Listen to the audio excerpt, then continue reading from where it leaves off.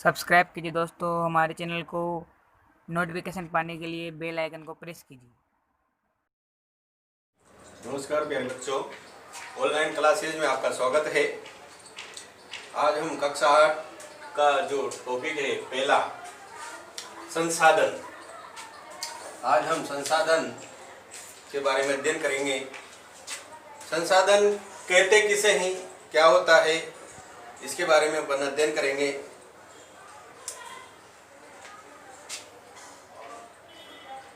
प्रत्येक वस्तु जिसका उपयोग आवश्यकताओं को पूरा करने के लिए किया जाता है वो संसाधन कहलाता है। प्रत्येक वस्तु जो आवश्यकताओं को पूरा करने के लिए जिसका उपयोग हम करते हैं उसी को संसाधन कहा जाता है।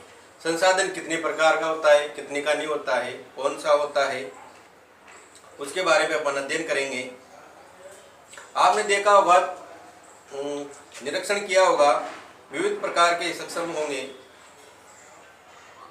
जल, विद्युत, पाठ्य पुस्तक, मेज, कुर्सी आदि को देखा होगा आपने।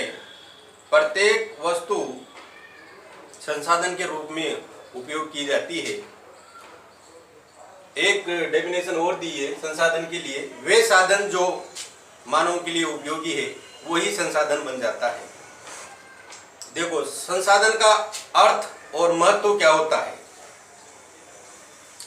कुछ संसाधनों का आर्थिक मूल्य होता है जबकि कुछ संसाधनों का आर्थिक मूल्य नहीं होता है।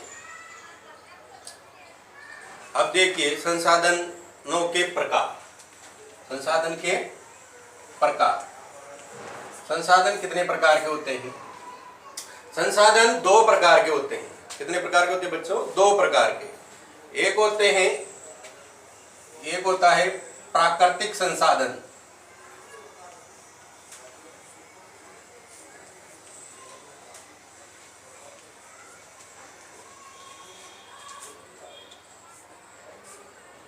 दूसरा है मानव निर्मित संसाधन।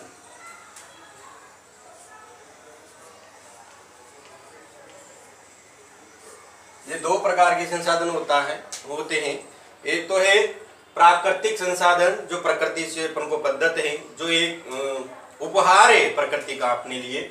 और एक होता है मानव निर्मित संसाधन। प्राकृतिक संसाधन में जो आपने देखा होगा, जैसे कि सौर ऊर्जा, वायु जिसे हम सांस लेते हैं, नदियां, झीलें, मृदा, खनिज प्राकृतिक संसाधन है जो निःशुल्क उपहार है प्रकृति का हमारे लिए, जो सीधे उपयोग में लाए जाते हैं। प्राकृतिक संसाधन को दो रूपों में बांटा गया है। प्राकृतिक संसाधन को दो रूपों में बांटा गया है। एक है नवीकरणीय और दूसरा है अनवीकरणीय। एक जो संसाधन है नवीकरणीय,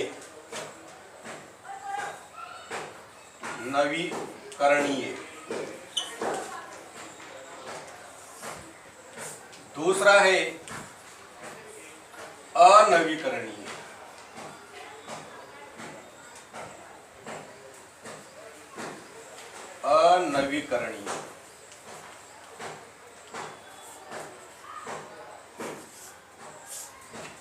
प्राकृतिक संसाधन को दो भागों में बांटा गया है। एक है नवीनीकरणीय और एक है अनवीनीकरणीय। नवीनीकरण संसाधन क्या होता है वो देखिए, जो शीघ्रता से पुनः पूरित हो जाते हैं और ये असीमित होते हैं। ये क्या होते हैं? नवीनीकरण जो संसाधन होता है वो असीमित होता है, जिनमें मानवीय क्रियाओं का प्रभाव नहीं होता है, जैसे कि सौर ऊर्जा, पवन ऊर्जा, जिनके भंडारों को प्रभावित कर सकता है। जल असीमित अनवीनीकरण संसाधन को प्रतीत होता है। उसके बाद आता है अनवीनीकरण संसाधन जो असीमित है, जो सीमित है, जिनके भंडार भी सीमित है, जो एक बार समाप्त होने के बाद बहुत सालों तक उनको भरने में बहुत समय लग जाता है। इनकी अवधि भी सीमित रहती है, जैसे कोयला और पेट्रोलियम। ये ऐसे साधन हैं जो सीमित है, जो जिनके भंडार वापिस बनने के लिए काफी वर्ष लग जाते हैं। प्राकृतिक संसाधनों का विवरण भूभाग, जलवायु, ऊंचाई जैसे अनेक भौतिक कारकों पर निर्भर करता है। अब देखिए आप मानव निर्मित संसाधन। मानव निर्मित कौन कौन से संसाधन होते हैं? अब देखिए बच्चों, मानव निर्मित संसाधन क्या होता है। पहले अपन ने पढ़ा प्राकृतिक संसाधन जो दो प्रकार का होता है, नवीनीकरणीय और अनवीनीकरणीय। नवीनीकरण जो असीमित है, अनवीनीकरण जो संसाधन है और असीमित है, ये सौर ऊर्जा, जलवायु। असीमित जो है वो संसाधन है। उसके बाद ये जो अनवीनीकरण जो सीमित संसाधन है उसके बारे में अपन ने पढ़ा। उसके बाद है मानव निर्मित संसाधन। मानव निर्मित संसाधन किसे कहते हैं? कभी कभी प्राकृतिक पदार्थ जब संसाधन बन जाते हैं और उनका मूल रूप बदल दिया जाता है। जैसे कि पहले आपने देखा होगा लोहा अयस्क जो एक संसाधन नहीं था, जब लोगों ने उसे लोहा बनाना नहीं सीखा था। लोग प्राकृतिक संसाधनों का उपयोग पुल, सड़क, मशीन, वाहन बनाने के लिए करते हैं, जो मानव निर्मित संसाधन के नाम से जाने जाते हैं। मानव संसाधन बनाने के लिए प्रकृति का अच्छा उपयोग तभी कर सकते हैं जब अपने अंदर कौशल हो, ज्ञान हो, तभी हम प्राकृतिक संसाधनों को मानव निर्मित संसाधनों में बदल सकते हैं। जब आपके पास ज्ञान हो, कौशल हो तथा प्रौद्योगिकी उपलब्धि हो, तभी हम प्राकृतिक संसाधनों को मानव संसाधन में निर्मित कर सकते हैं। शिक्षा होनी चाहिए, बहुमूल्य संसाधन बनाने में मदद मिलती है। शिक्षा एक ऐसी पद्धति है जिसके द्वारा हम प्राकृतिक संसाधनों को मानव निर्मित संसाधनों में बदल सकते हैं। अधिक संसाधनों का निर्माण में समर्थ होने के लिए लोगों में कौशल में सुधार करना मानव संसाधन विकास कहलाता है। जैसे कि सूखे के कारण फसलों का विनाश हो जाता है। सूखे के कारण फसलों का विनाश हो जाता है, तो इसको अपन अच्छा करने के लिए या इसको बदलने के लिए क्या इसका समाधान निकाल सकते हैं? हम इसका समाधान तभी निकाल सकते हैं तब हमारे पास अच्छा ज्ञान और अच्छा कौशल हो।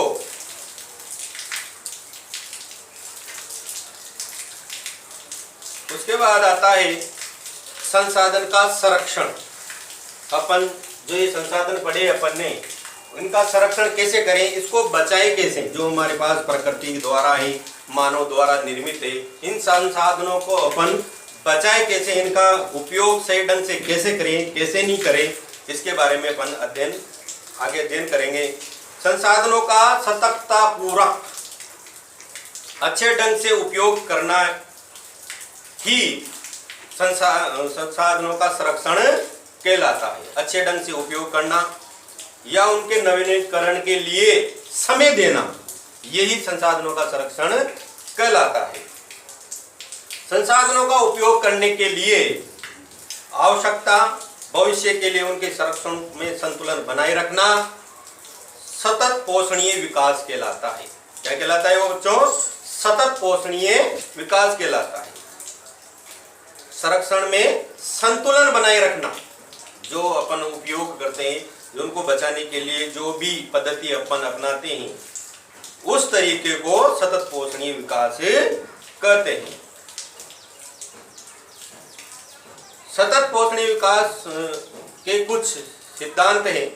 जीवन के सभी रूपों को आधार की देखभाल करना, मानव जीवन की गुणवत्ता को बढ़ाना, पृथ्वी की जीवन शक्ति की विविधता का संरक्षण करना, प्राकृतिक संसाधनों का ह्रास कम से कम करना। जो प्राकृतिक जो संसाधन अपन को प्रकृति के द्वारा मिले हैं, उनका कम से कम ह्रास करना, उनको कम से कम नष्ट करने के लिए उपयोग किया जाए। पर्यावरण के प्रति व्यक्तिगत व्यवहार अभ्यास में परिवर्तन, समुदायों को अपने पर्यावरण की देखभाल करने योग्य बनाना।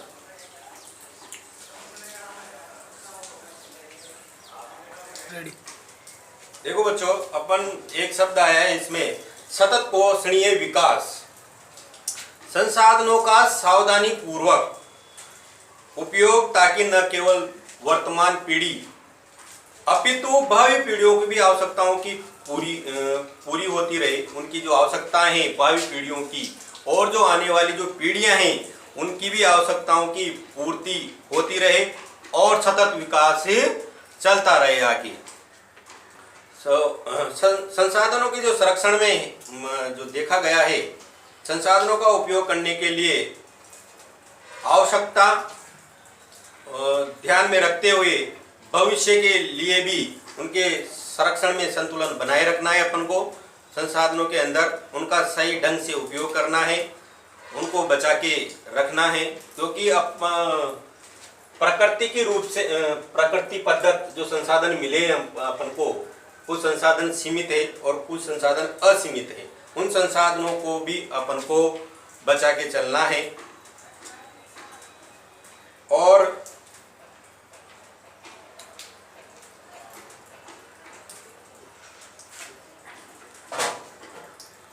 देखो बच्चों, अपन ने आज संसाधन के बारे में पढ़ा है कक्षा 8 के पहले लेसन में, तो आप इसका घर पे दोबारा अध्ययन करना और इसके जो होमवर्क है, अभ्यास वाले जो क्वेश्चन हैं वो भी आपको करने हैं। एक बार फिर देख लीजिए, संसाधन वे साधन जो मानव की आवश्यकताओं को पूरा करते हैं और मानव द्वारा मानव के लिए उपयोगी हैं, वो संसाधन बन जाता है, वो संसाधन कहलाते हैं। संसाधन के प्रकार, संसाधन दो प्रकार के होते हैं। एक तो होता है प्राकृतिक संसाधन, दूसरा है मानव निर्मित संसाधन जो मानव द्वारा निर्मित है। प्राकृतिक संसाधन दो प्रकार से होता है, एक तो होता है नवीनीकरण, एक होता है अनवीनीकरण। नवीनीकरण जिनको अपन दोबारा पुनः निर्मित कर सकते हैं, नवीनीकरण संसाधन वो कहलाते हैं जिनको अपन दोबारा पुनः बना सकते हैं या दोबारा निर्मित कर सकते हैं। अनवीनीकरण संसाधन जिनको अपन दोबारा निर्मित नहीं कर सकते, वो अनवीनीकरण संसाधन कहलाते हैं। जैसे कि कोयला, पेट्रोलियम, इनको दोबारा निर्मित करने के लिए या दोबारा बनने में बहुत काफी समय लग जाता है। उसके बाद मानव निर्मित जो संसाधन है, मानव द्वारा जो बनाए जाते हैं जो साधन, वो संसाधन कहलाते हैं। जैसे कि पहले लोग लोहा अयस्क के बारे में नहीं जानते थे, लोहा बनाना नहीं सीखा था। उसके बाद फिर लोगों ने लोहा बना के फिर इसके पुल, सड़क, मशीनें आदि बनाना शुरू किया और इसको मानव निर्मित संसाधन के नाम से जाने लगा। मानव संसाधन को तभी हम सही रूप से ढंग से उपयोग में ला सकते हैं जब इसके लिए अपने पास अच्छा कौशल और ज्ञान हो, तभी हम इसको दोबारा से अपन इस संसाधन को बना सकते हैं।